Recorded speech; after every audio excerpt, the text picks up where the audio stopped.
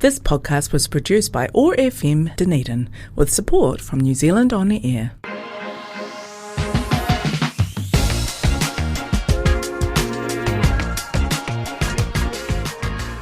Welcome to the OI podcast, the Otago Institute podcast, in-depth conversations with experts from the worlds of arts, sciences and Mataranga Māori.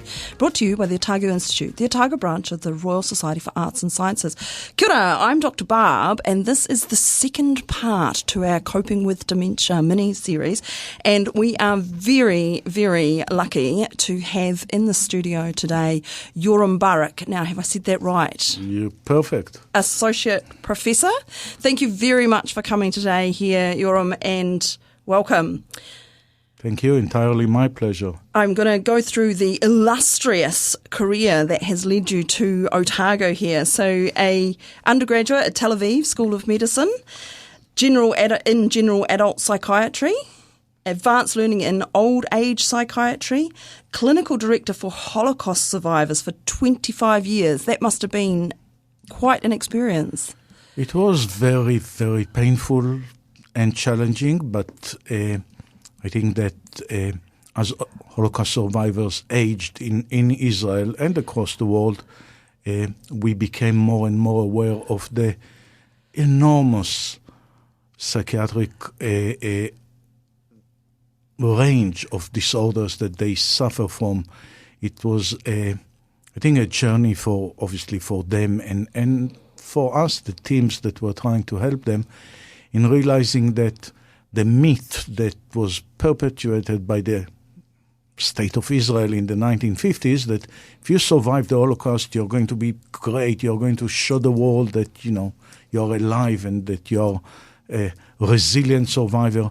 As the Holocaust survivors aged, it became painfully clear how vulnerable and fragile they are. It was a very painful journey for all concerned. Yeah, and I guess it's quite a societal trope in some ways that, what doesn't kill you makes you stronger, and, trauma makes you, surviving trauma of all sorts makes you stronger. But of course, it leaves scars, and I think it can't help but. I think I'm not happy you brought that up, but I'm glad you brought that up, because that is one of the worst misconceptions we have as a society. What won't kill you will make you stronger. That is absolutely not true. Studies from all over the world, and this is a universal finding at any age, trauma will weaken you. Yes, there is post-traumatic growth, and we try to encourage that. But for most people who survive severe enduring traumas, their journey for the rest of their lives is not only marked by the trauma, they are more vulnerable, both physically and mentally. One of the earliest findings from prisoners of war of the Second World War or Holocaust survivors is they have a huge burden of diabetes. And you think, hey, yes, but the body speaks. It's trauma, not only through the mental apparatus, but also through the physical apparatus. And to say nothing of the straightforward high rates of death by suicide of prisoners of wars as they age, Holocaust survivors, and it probably a whole different podcast, but one of the things we were unaware of as a profession and as people is the immense price of trauma that the German and Austrian civilian population paid for the Second World War. They were bombed, conquered, starved. It wasn't fashionable to study the perpetrators, so nobody looked at that. Yeah, it's interesting. Terrible impact of the war. So we know that, on whichever political side you are in a conflict, you and your children are going to pay a heavy price, because trauma is also intergenerationally transmitted. So it's far from a great idea to have people go through traumatic experience as a way of strengthening them. It is terrible. Yeah, and it's interesting that you say about the effect on their bodies, because of course we have this tendency as a society to think of mind or mental issues as somehow separate and completely different from physical issues. Again, as you say, it is more of a misconception amongst the general public or lay people. But already in the 1970s, a collaboration of two brilliant American psychologists, Holmes and Rahe, developed the concept of life events. They wanted to rate any and every life event, sort of just mentally bad ones like going to prison, or good ones getting a promotion, or losing someone you love, or being involved in a car accident, or whatever, any life event. So they mapped hundreds of life events, and they rated each from 1 to 100. That is the size of the impact of the event on your life. Yeah. So, for example, the worst life event a person can have is losing a partner. That's rated 100 out of 100. Losing a child is 99 out of 100. Getting a parking ticket would be sort of 1 out of 100. Yeah. It's a life event, but not really that terrible. So they rated good and bad life events, and then they looked at hundreds of thousands of Americans, and they scored their cumulative life event score, if you like, over the year preceding the study. So some people had, sort of a boring life in the year before, so they scored very little on the life events.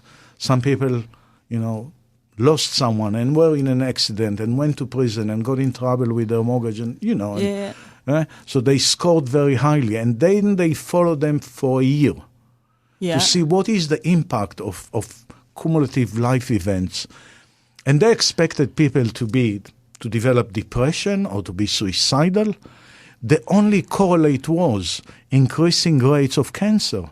Wow. Our bodies do very badly with trauma, because trauma indirectly but very powerfully impacts on the immune system.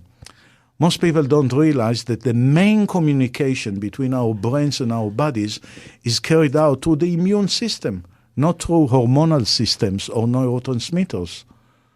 Wow. The immune system is hugely impacted by life events.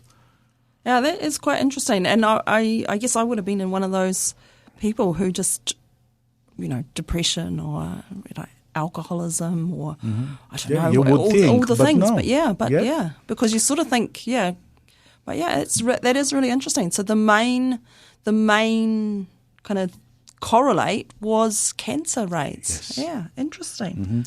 And longer follow-ups showed that the second main correlate would be heart attacks. Wow. And you know that Japanese published around that time the syndrome of the broken heart. Yeah. Literally, the broken heart. Yeah, and that makes sense. If losing your partner is the number one biggest event, that actually kind of just crazy. I'm not sure my ex-wife would rate that as 100, having divorced me, but no, I'm joking. I'm not joking. She did divorce me, but I don't think that. It's very personal, but it is surprisingly consistent across cultures and countries, that losing a partner is probably, and losing a child, is probably the most negative life event a person could go to. Surprisingly, a lot of studies from the continent, mainly from Germany, show that is followed by being fired, losing your job. There's a lot of sense of self-worth goes in your job, I think, in your occupation. And that is possibly more of a Western cultural issue. And maybe more to do with gender as well. Men define themselves very frequently through their jobs. You ask someone, tell me about you, and men would say, oh, I'm a doctor, I'm an engineer, I'm a builder. When you ask women to tell you a little bit about themselves, they would usually start by motherhood, partnership. Oh, I see. I'm a quantitative ecologist. Their place in the social network, and how they are embodied in a social context, rather than what they do. Yeah, and I guess that depends on the society and the who you're talking to and how you're talking. Hey, following that, degree in Gestalt psychology in Buddhist psychology and a master's in health administration. What is Gestalt psychology? When I was a young consultant, it was mandatory for psychiatrists to be able to do psychotherapy. It wasn't sort of the split that we see nowadays in many health systems. So psychotherapy, just to be clear, psychotherapy is counselling? Way more complicated, if I may say, than counseling. Psychotherapy started as Freud's The Talking Cure, psychoanalysis. Right. That was the first psychotherapeutic intervention. It's always your parents' in fault. modern times. Most practitioners of psychiatry and clinical psychology have moved away from the classic 5 times a week, 50 minutes on the couch with the psychoanalyst sitting, sort of at the head of the couch, and you are freely associating or telling your dreams. We've moved away from that, not because it's not powerfully efficient, but because the cost is just immense. Right. How many people can afford that? So we have developed in the Western world various forms of shorter psychoanalytically oriented therapies. That is, psychotherapies that are based on the assumption that Freud outlined. For example, that there is a large unconscious element to what we feel, do, choose. Right. Because, my understanding of Freud just doesn't go much further than a Freudian slip, where you say something that you don't mean to say. So, because unconsciously you are thinking it. You mean to say, but you don't realize that you mean to say. Yeah, exactly. So there is that. No, but Freud, essentially what he said is that there is if you like, a secret, whole emotional, cognitive life that we are unaware of. Call it the unconscious or the subconscious or whatever you want. So in a sense, our psyche, our psychological makeup is like an iceberg. There's a little that we see above the waterline, and there is a lot that's hidden. Right. And in order to help people improve their lives, reduce their symptoms if they are unwell, we need to explore the underlying elements of the psyche and the drivers of anything and everything. So psychoanalytically oriented therapies have that as the founding principle, but the practicalities of how you go about exploring the unconscious differ. So some people go straight to what Freud called the main highway to the unconscious. We hypnotize them. Right. But that, again, is time-consuming and not very popular. And does it work? Does it? Have you been hypnotized? Of course. Wow. I'm a psychiatrist. Part of my training, yes.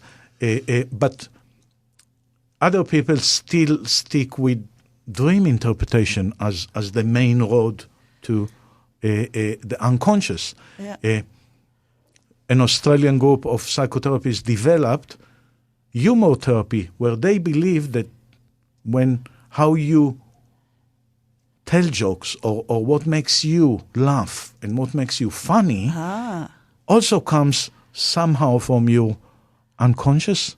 So, like, they would ask you, what's your favorite joke? And you tell it, and then they would point out that there are elements of whatever it is that they find in that. Because humor is one of the greatest human psychological defense mechanisms. Oh, that makes sense, actually, yeah. So Gestalt therapy, answering your question, was developed by Fritz Perls, who was one of Freud's students and followers. He had to leave Germany, just like Freud did, during the Nazi era, because he was Jewish. He went to South Africa, where he observed many of the ritualistic and traditional healing processes by sort of shamans in the different tribes. And he came away with the idea, and he then went to California, made his way to California, became nearly a cult leader. He was greatly adored by his followers, by his students, and he developed a form of intervention that is mainly based on elements of enactment and drama. And he is most famous for what we call the empty chair intervention. So he would sit you in front of an empty chair. Yeah. And you think you have maybe issues with your mother, okay? He says, okay, here's your mother. Imagine her sitting there. What do you want to ask her or tell her? So I would ask my mother in the empty chair, I would say, Mom, how come you have never once in your life literally said, I love you? Okay? Which is true. My mom never did. Ah. She was a very, very efficient woman, but not very emotionally expressive. Interesting.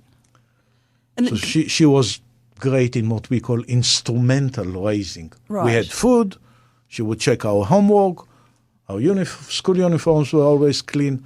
But, hugging or kissing or telling you she loves you, not in done. this lifetime. Yeah. So you would ask that question. Then Fritz Perls or me or any Gestalt therapist would say, okay, take a few minutes to think about it, and then stand up, go sit in the empty chair.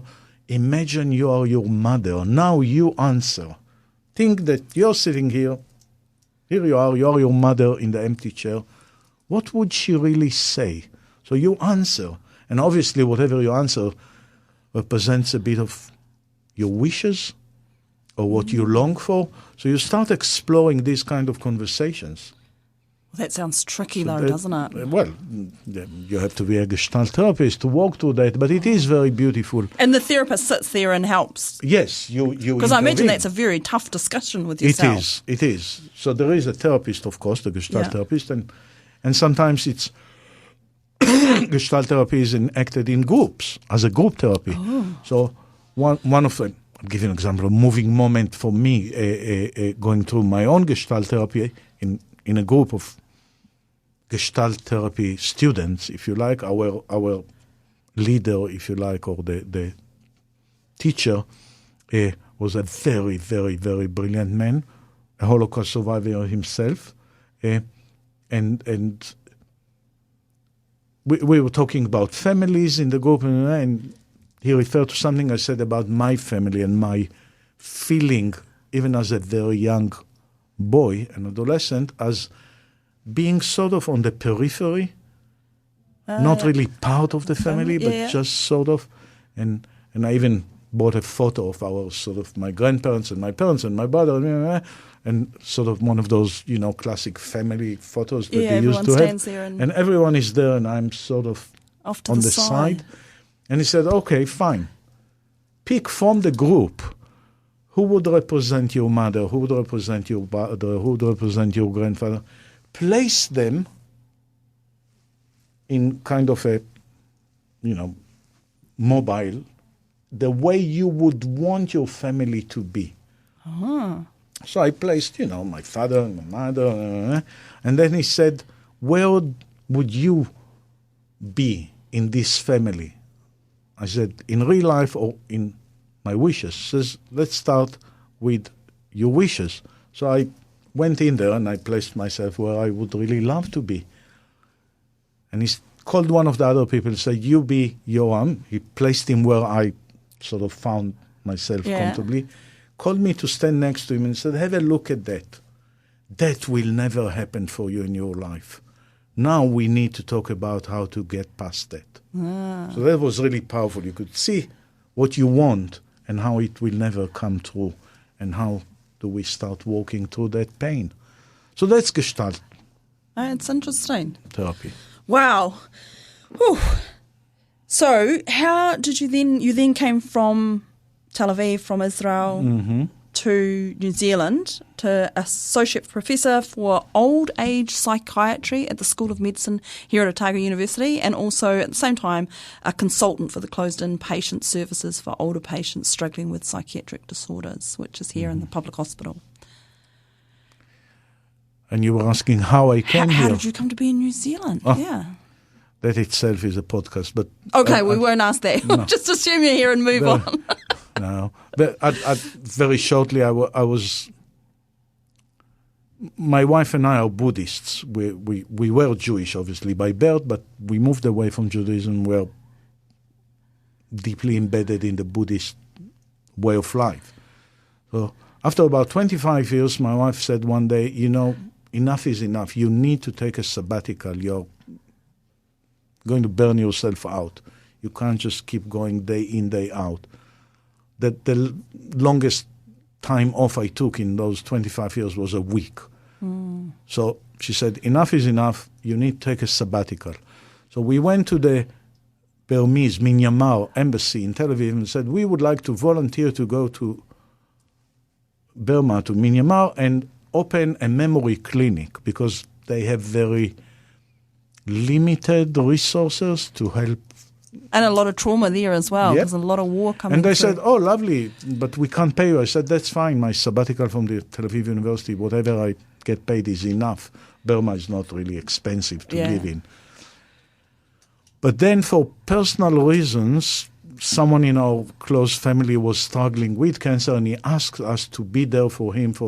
He was terminal and palliative care, and to be there and be with him for the journey. So a year later, or just over a year when he passed on, we went back to the embassy, but by then they had another one of those military coups. And the new military, whatever government, did not understand. They said, we are quite suspicious. What do you mean you don't need money? You're going to pay your own to volunteer? They were not very happy. Right. So I called a friend of mine whom I met at the Institute of Psychiatry in London. We were both trainees in old age psychiatry. He is now considered to be the world's greatest old age psychiatrist.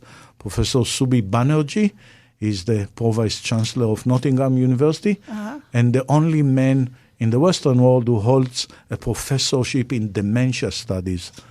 A brilliant, brilliant man, just amazing. So I called him and said, hey, Subi, where can I go? My Myanmar project fell through. He was aware that we were going to volunteer. He said, listen, I just had a call from Christchurch. Someone there wants to go on a sabbatical, and they're looking for a locum to come in for a year. I said, great, thank you. Give them my details, and I'll be happy to be contacted. He said, oh, I will. No worries. They'll contact you. So I went home, and I told my wife, hey, we're going to England for a year. She said, where? I said, Christchurch. So she Googled and said, there is no university or hospital. It's a small place, I think, in the south of England. And then I had a call, and I realized that it was Christchurch, New Zealand. Christchurch is in New Zealand. And I was like, God, where is New Zealand? Somewhere after Australia? Or before, depending on which side you come from. Yeah, depending on which side you come from. So went to Christchurch, where I spent 18 months in the most amazing, amazing service. It was the Princess Margaret then, and then we moved to Bearwood, and they have the old age psychiatry service in Christchurch is one of the top 10 services in the world. It was such a pleasure to be with some of the most amazing people there. And then the dean here, Barry, who was then the dean of School of Medicine, called me and said, listen, we haven't had an academic clinician, old age psychiatrist here for quite a while. Would you like to come in and interesting. Sort of be part-time teaching research and part-time consultant? So, we came here, and, they have all those interviews and committees and da-da-da. And then it was Friday evening, and we went for dinner with Professor Paul Glue, and was, he's New Zealand's most brilliant psychiatrist. Some people say maybe one of the top people in the world when it comes to ketamine and psychedelic research. Anyway, we went to dinner, and it was lovely, and he's brilliant, and it was funny. And then Saturday morning, we wake up, I go jogging, and it snowed overnight. But I thought, oh, well, so, you decided you loved Dunedin. And we went to the farmhouse, came back, went to the room, packed, went down, and the guy says, where are you going? I said, back to Christchurch. He said, no, you're not. I said, what do you mean? He said, SH1 is closed. I said, surely we can drive around to Milton or something. He said, no. No, you can't drive You around can't. the same way. So we had So to we stay. trapped you here, and that's how Dunedin got you. And Wow, we there you go. Hey, we ought to get on to dementia and coping with dementia. Let's start off with an easy question. What is dementia? And I hear incorporated in that people talk about different types of dementia, and I wondered if you could clarify first what is dementia and then the differences between the types. Okay, so I'll be happy to do that. By the way, dementia is a word that is no longer formally used in scientific publications.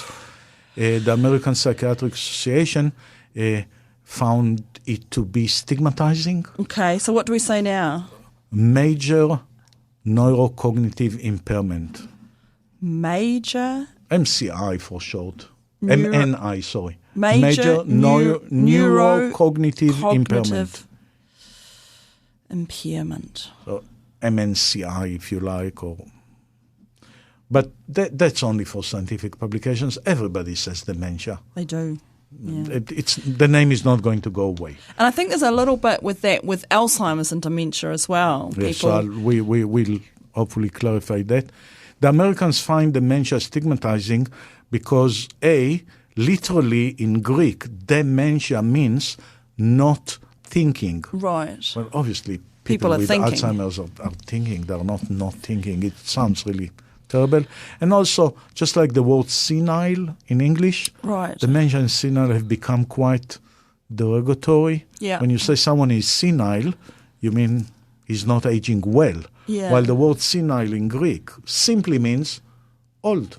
Oh, right. It doesn't come with a It doesn't come judgment. with the same judgment. Yeah, it's interesting. So- Because I wouldn't have put the same derogatory on dementia as I would on In the US, connotation. if somebody says, oh, come on, you're demented, they mean you're a bit Right, yeah. sort of crazy, not in a nice way. Yeah, and I guess for me, dementia and demented are quite different, but maybe it's the Harry Potter thing with the dementors. Maybe, and maybe the US probably. The US are a bit weird though, yeah, sorry. they But a bit different They sometimes invented their with own form of English, They didn't invented they? exactly. That's totally what I meant to say. Like not weird, just that their English has different connotations Yes. sometimes. And Sorry so, for all the. So back to dementia. Dementia is an umbrella term, and it encompasses well over 130 different disorders and diseases that have very similar presentations.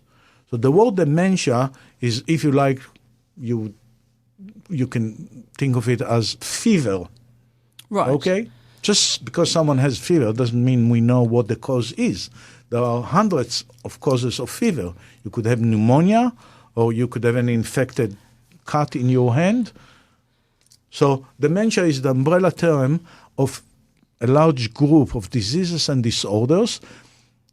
All of them have in common several things. One is memory impairment. The other is that all of them, by definition, are progressive. Right.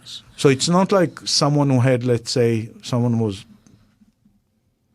had a stroke.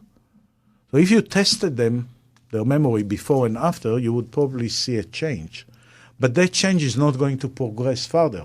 Right. There's a loss of function, but it's now going to be stable. Then it stays the hopefully. same, and it's not With getting worse dementia, over time. it's always progressive. Right. Always. So performance decreases, cognitive performance and memory and other functions of the higher cognitive functions get worse over time. Not by definition, at the moment, there are no cures for any of the dementias. Yeah. So there is no cure for any of the dementias. But that's not part of the definition. That's No, just the but state of play at the that's- moment. yeah, and and- obviously lots of people are working on that. You'd be surprised how much money is put into that. And last but not least, all the dementias are, in a sense, I don't want to sound the alarm, are terminal illnesses because all of them shorten your life expectancy. See, right. Not very quickly, like very rapidly malignant cancer, Yeah. but they will shorten your life expectancy. Right.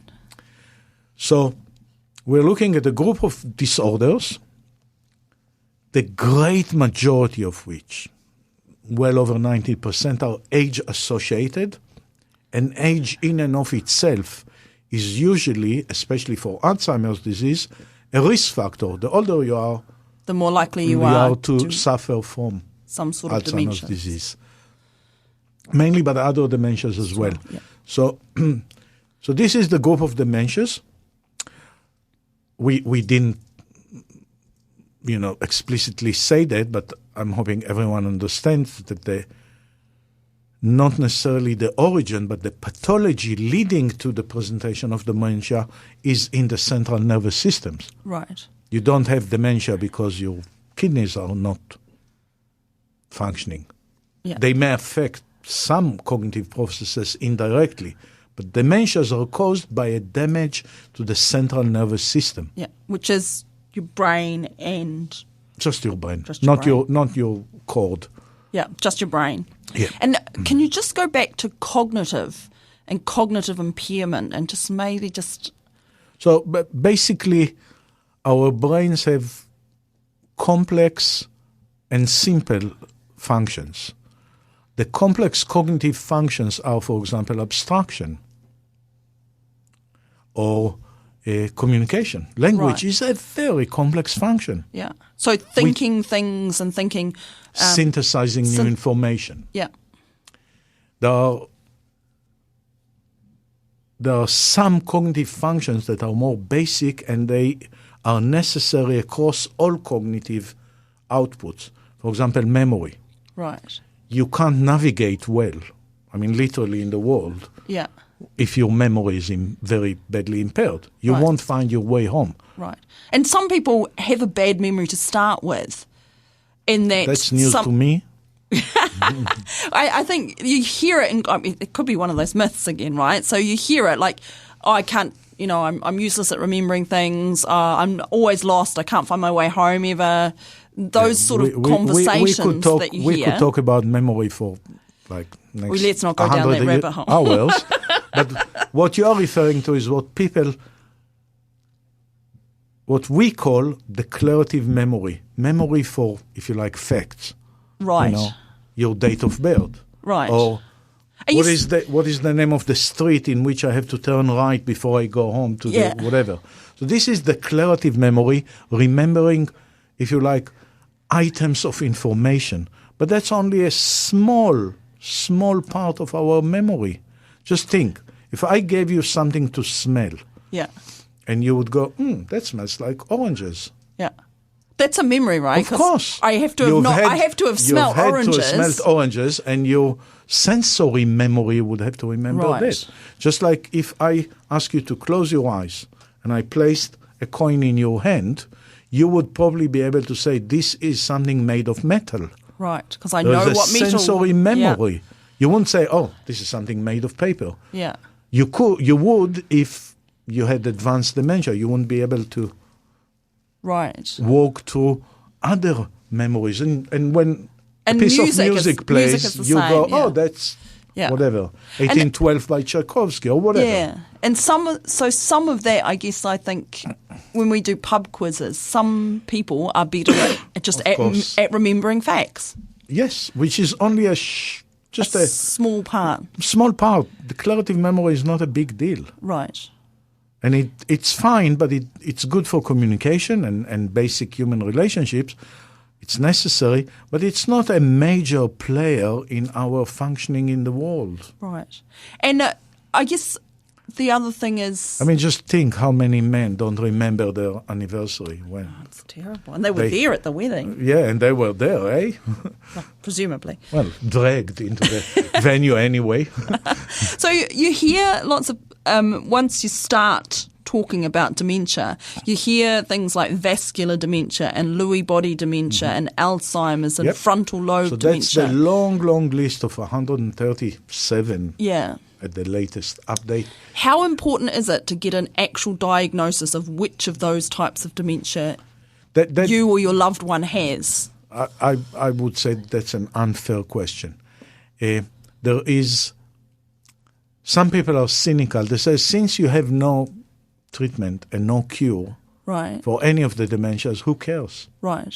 Why go to sometimes very complex, sometimes invasive and even painful and costly diagnostic procedures if at the end of the day you're going to tell me that I have dementia A or dementia B, but you can't do anything for me? Yeah. So some people are very cynical about that. I think it is a terrible mistake, to be a cynic. That's not a good way to go through life. But it is terrible to be cynical about the accurate diagnosis unless a person, a loved one, and their family are very clear that they do not want to go through the process, which is Right. fine. We respect that. Okay. But if they are not outright against it, we have to be able to say that for various reasons. A, the trajectory of progression differs between different dementias. Right. People want to know that. Yeah. If you have Alzheimer's disease diagnosed at the age of 80, Yeah. you are likely to have, unless you die for other reasons, 6 or 7 years of life ahead of you. Right. If you unfortunately have vascular dementia diagnosed when you're 75, you have about 3.7 years ahead of you. Right. People want to know that. They want to plan their Yeah. life. They want to understand. And I guess it also depends. And that's, Sorry. that's just one aspect of it. Yeah. The other aspect, of course, is that we do have symptomatic treatments Right. which differ in their efficacy for the different dementias. So we need to know that. So if you are, which is something very common amongst people who are struggling with the different dementias, if you have low mood. Right. And So that's low mood. Sometimes people, again, I'm going to say this is going to be. I'm going to say it, and I'm expecting the QI klaxon here. A lot of people say low mood or depression. Mm-hmm. Am I going So depression is very common after the diagnosis of dementia and not as a reaction to the diagnosis. It's not like you've been told that you have Alzheimer's disease, you go home and you say, God, life sucks. What am I Right. looking at? So And it's part of the dementia as opposed to a changes response. in your brain, yes. Right. As opposed to a response The- to having the diagnosis. The response obviously is not going to be, yay, Yeah.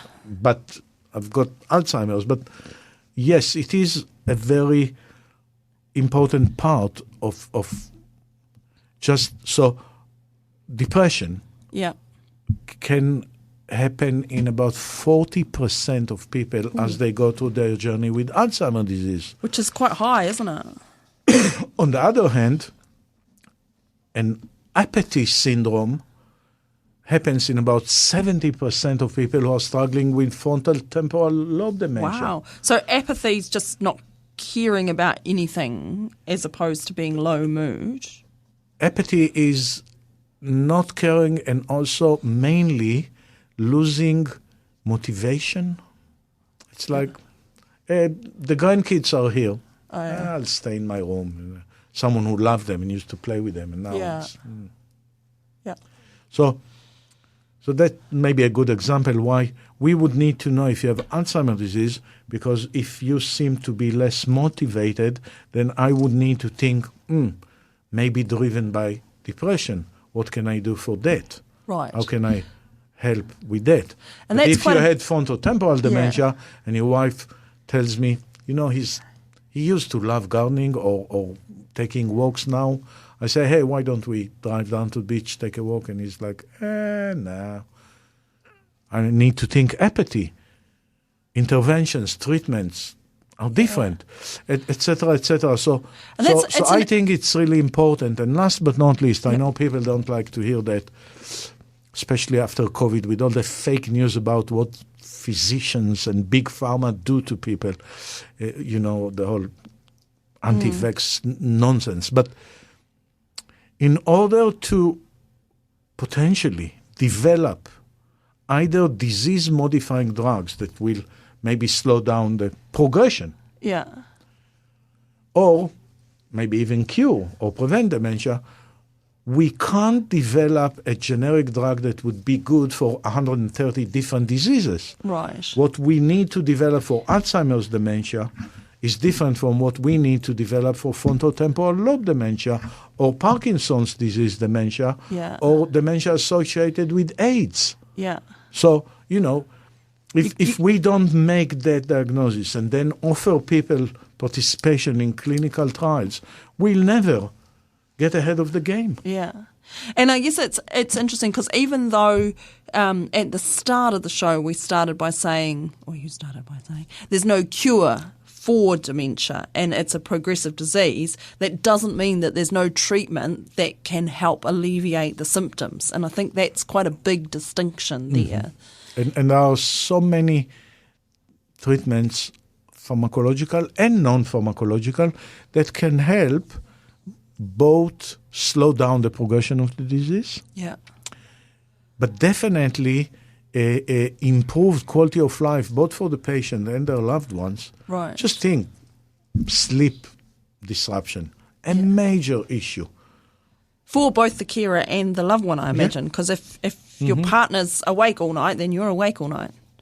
And the next day we look much worse.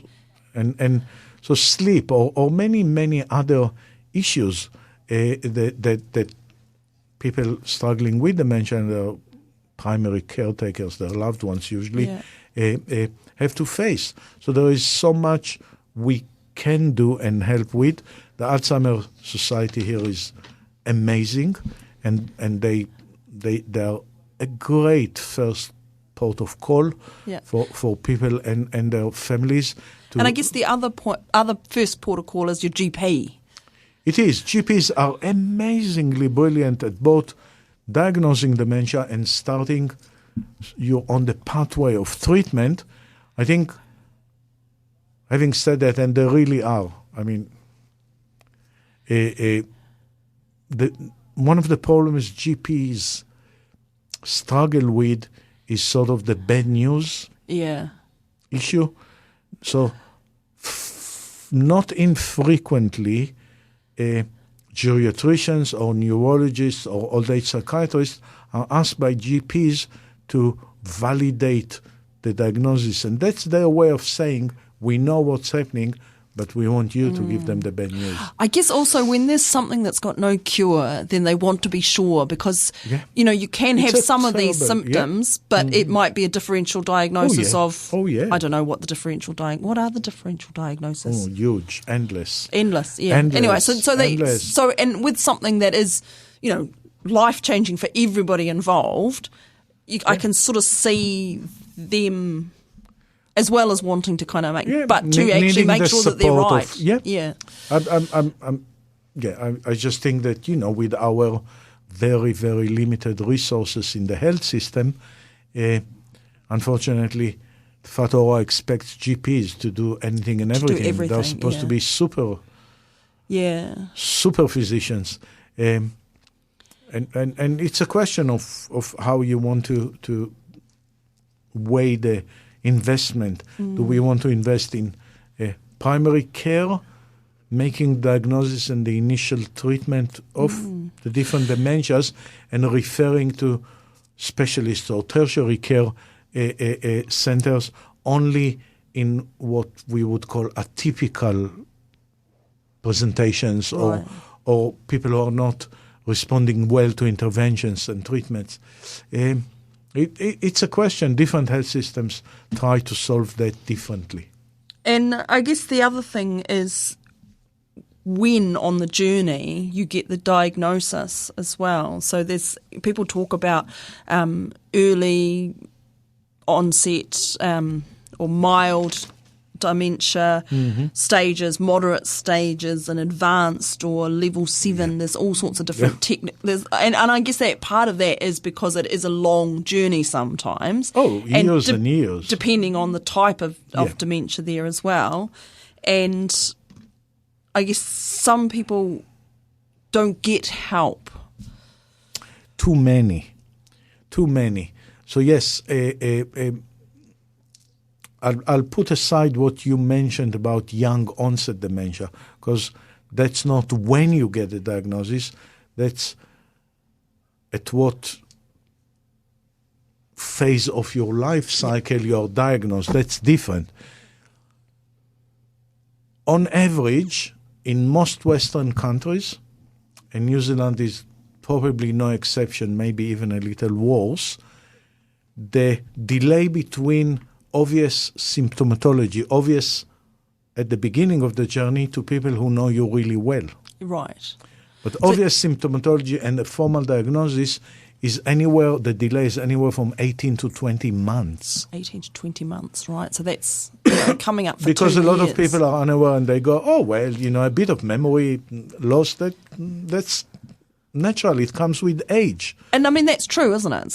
Good God, of course not. No, so you wouldn't expect memory loss at all with age? None whatsoever. Oh, right. Okay. People who are physically and mentally well actually have, if they invest correctly in cognitive training, if you like, actually have an increase in their IQ, in their intelligence until their late 80s. Wow. Mm-hmm. See? We all have a hope yet. Myth busting right here. So what happens is, again, as we age, there's only one natural, if you like, change in the way our brains remember. Our brains need more time to process information. So if you take a group of 20 years old and you read a paragraph to them, and then you ask them questions about what they remember. A paragraph from a book. Yeah. And you ask them, in paragraph I just read, what is the name of the person who was wearing green pants? And they would all go, John. Right. If you read that paragraph to a group of 90 years old, they would perform prima facie worse than the 20 years old. Right. So you think, we're losing our ability to remember with age. No. If you read the paragraph much slower and then tested the 90-year-olds, they'll do just as well as any 20-year-old. So what happens is that our information processing speed is somewhat slowed down. So we need more time to process the same information. But once we are given that time, remembering the information is just as good as a 20-year-old. Interesting. Hey, we might run out of time. Can I get you back for another interview to do a second one in a row? Well, I guess you could, if you promise me that we are going to talk about successful aging. Yes, we will. We need to talk about that. We need to talk about successful aging. Because there are so many brilliant breakthroughs in that area. Yeah. And I think it would be... Some of them made here in studies of centenarians here at the School of Medicine with the brilliant Professor Paul Glue and Professor Robin Turner and myself. Yeah, no, that would be fantastic. And I would love to talk about that. And I would love to talk about, there's just so many things. I would also like to go through some of the modifiable risk factors, because I know there's a lot of research coming out in that area. And a group of psychiatrists led by the brilliant Professor Gary Chung in Auckland have actually shown what at first sounds bad news, but actually New Zealand, because of the unique combination of risk and protective factors we have as a culture and as a country, we have a greater chance of preventing dementia than any other Western culture. Yes. That's good news. About 40 to 42% of dementia cases are preventable. Wow. In New Zealand, we estimate it's more like 50% of cases are preventable. I would throw a lot of money at that if I was in government. Am I allowed to say anything about politics? No, we're an apolitical show. I won't. Yeah. Just general things. We would love to have... But I think here... We would love to have any government that seriously invests in prevention rather in the creation of complex and expensive repair shops that come into play way too late. Yeah. And I mean modern hospitals. That's what they are, aren't they? Yeah. Expensive repair shops. Yeah. I mean, I work in one. I shouldn't badmouth that. But they have their uses, right? They have their uses, and they need their... But they do not have a significant impact on public health. Yeah. So, and we have had discussions with this before. We had Pete Hodgkins on, and he was, huge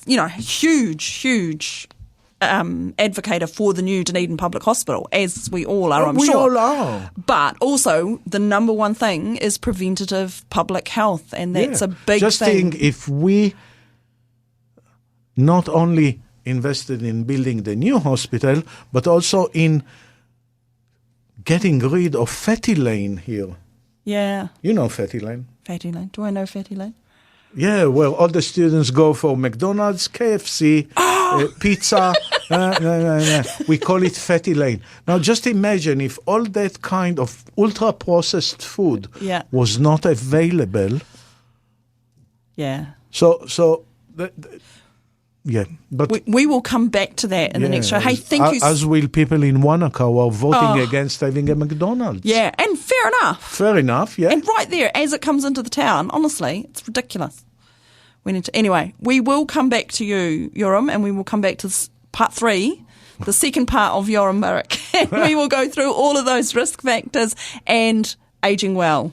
Thank you very much. Thank you for having me. Ka kite. You've been listening to the OI podcast, the shout out for the arts, sciences and Mataranga Māori. You can support this podcast by becoming a member of the OI. Check out the Otago Institute for Arts and Sciences on Facebook or our website. If you'd like to listen again to this episode or others from the series, look for the OI podcast on ORFM's website, oar.org.nz. Brought to you by the Otago Institute for Arts and Sciences, the Otago branch of the Royal Society of New Zealand.